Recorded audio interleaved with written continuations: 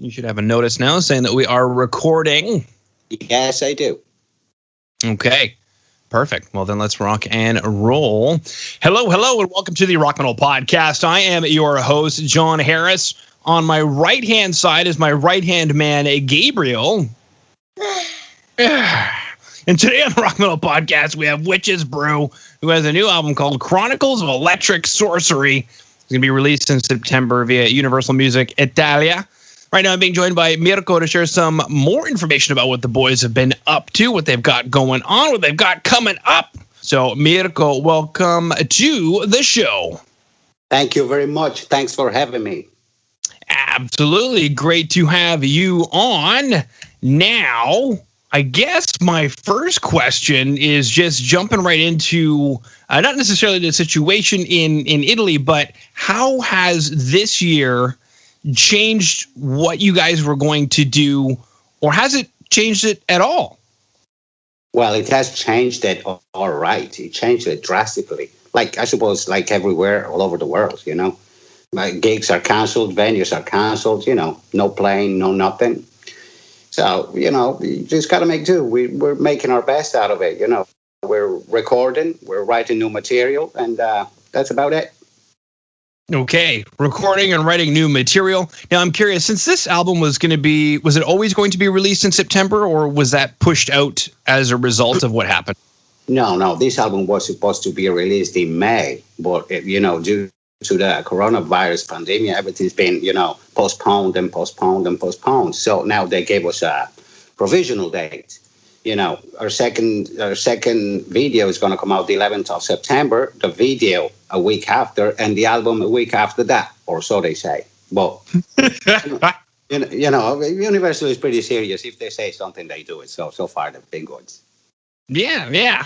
Now, does that mean that you guys were able to take more time to work on the album and work on the music videos? Well, for the second video, yeah, everything else was ready. It was ready in January, February, actually. So everything's just got postponed. So you know, the album was ready. So no, we didn't work anymore on that. Silly question, but do you wish that you had, knowing now that you had more time, do you wish that you guys had more time to work on it? No, not at all. No, not at all. That album, to me, is perfect the way it is. And it's very well produced. And when you get too much into it, it gets overproduced. And that's one thing I don't really like, because then it gets fake. We are a rock and roll band, you know, so, you know, what you see is what you get. So we put it down, was slamming the first shot, and that's how we like it. Yeah. Now, speaking of things being very well produced, I definitely agree. I get an in-your-face, make the girls dance kind of just sexy hard rock. That's the plan. That's the plan, baby. Now, and I mean, it looks like you're slinging a Les Paul and a Marshall. So, I mean, you showed up for the gig. That's right. That's my stuff. Now, I really dig the guitar tone. Is that what ended up on the record? Exactly that, the Les Paul going into the Marshall? That is my tone. We just put a mic in front of the amp, and that is it. No tricks, no nothing. No tricks, no nothing. Do you boost it at all with like an overdrive pedal? No, I don't. I just turned the volume to 11. Yeah. It's just valves. It's just heat. Yeah, perfect. I use an overdrive in solos just to give it that extra kick. But, you know, the tone it's what it is. It's just from the amp. Yeah, perfect. Now, I guess my question is with regard to the first single that came out called Find a Way, and, you know, especially the next single called Contagious, so much of this seems like it's just in line with what happened this year. You got to find a way when something is so contagious. Yeah. Now, I know the whole album is a concept album. You know, every song is connected to the next. It's a story about this guy going crazy, and it's about a lot of problems in life, about money and work and women, which is something we can all relate to, I suppose. And he tries to strike a deal in New Orleans with the voodoo priest Baron Samedi, and things get worse, you know. So that's the concept of the album. If you did something be careful of who you trust, who you put your life in the hands of. I'm speculating what you're saying is that a voodoo priest in New Orleans is not somebody I should put my soul into. Yeah, I wouldn't, but then it's Okay, now take us through this concept, because this is fascinating. Out of all the places in the world, especially coming from Europe, I guess, why New Orleans? Why a voodoo priest?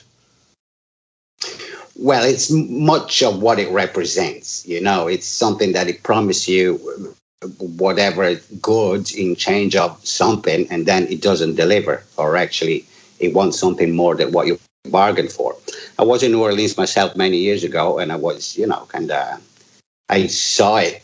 I didn't see a voodoo ritual or anything, but I smelled the voodoo air in the city, and it struck me. And then at that time, you were having problems in life with money and work and women, and you struck a deal, and you thought, I could write an album about this later on. Well, I didn't actually do it for you.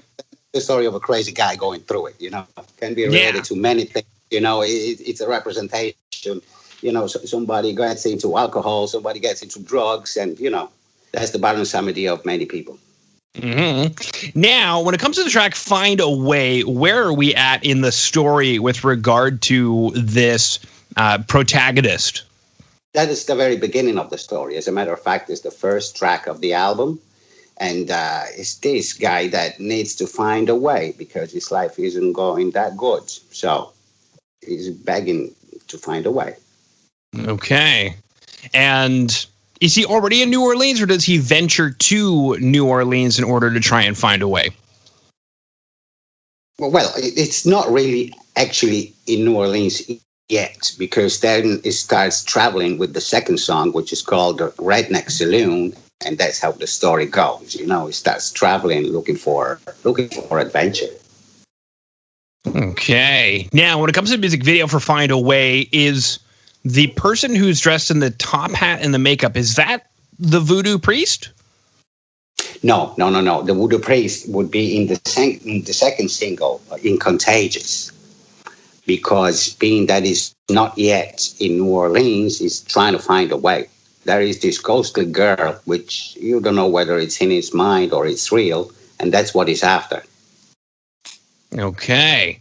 Now, when we get to the track Contagious, what is Contagious, and where are we at in the story?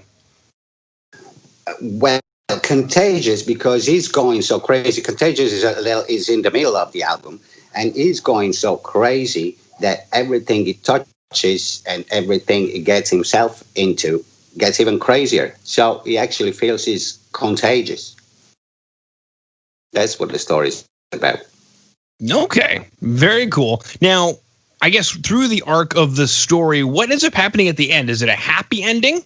Does he eventually find a better way, or is he just descend more into madness? Well, of course, it's a never-ending story, so it doesn't end good. It doesn't end good. Like a rock and roll album should be. Exactly. Perfect. Okay, Chronicles of Electric Sorcery. It's just a cool name. I'm trying to think if I have any other questions about it. Other than that, though, you mentioned you guys are doing a lot of recording and writing new material during this time. I guess maybe tell us about that. Is it a continuation or in another album, or what should we expect coming down the line from Witche'S Brew? Well, we don't know yet. I don't think it's going to be a continuation.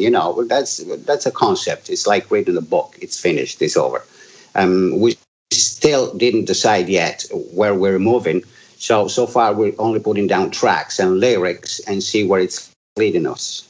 We don't really prepare an idea before we write the music. We write the music and then we let it lead us. See the feeling, and all that.